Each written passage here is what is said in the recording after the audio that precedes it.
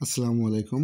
এখন আপনাদেরকে দেখাবো কিভাবে কিস্তির টাকা আপনার কাস্টমার দিলে সেটা পেইড করবেন। মনে করেন আপনি কিস্তির ইনফরমেশনগুলো বা তথ্যগুলো আপনি পূরণ করছেন। আমি আমাদের অ্যাপস ওপেন করতেছি। দেখতে পাচ্ছেন এখানে কিস্তির তথ্যগুলো শো করতেছে। ঠিক আছে?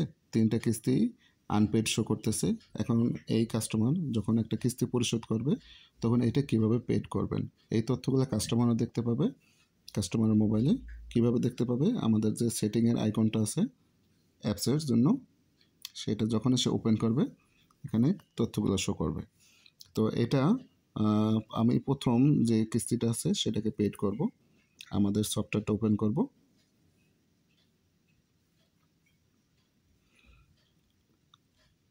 পিন দিয়ে আনলক করব।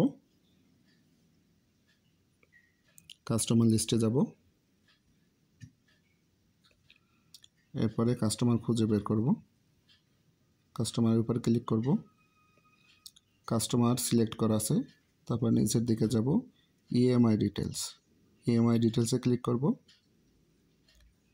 এই যে আমি প্রথম কিস্তিটা পেইড করব, আনপেইড আছে, লাল আনপেইডের উপর ক্লিক করব। তো এখানে চুজ পেমেন্ট মোড, এখানে চুজ পেমেন্ট মোড লেখা আছে, ক্যাশ নাকি অনলাইন, যে কোনো একটা সিলেক্ট করে দেবেন। যদি ক্যাশে পেয়ে থাকেন ক্যাশে করে দেবেন, অনলাইনে পেলে অনলাইনে পে ক্লিক করে দেবেন। আমি ক্যাশ সিলেক্ট করে দিলাম। এখান থেকে সাকসেসফুল হয়ে গেছে, পেইড শো করতেছে। এখানেও একটু সময়ের ভিতরে এটা আপডেট হয়ে যাবে। আমি আবার ওপেন করতেছি।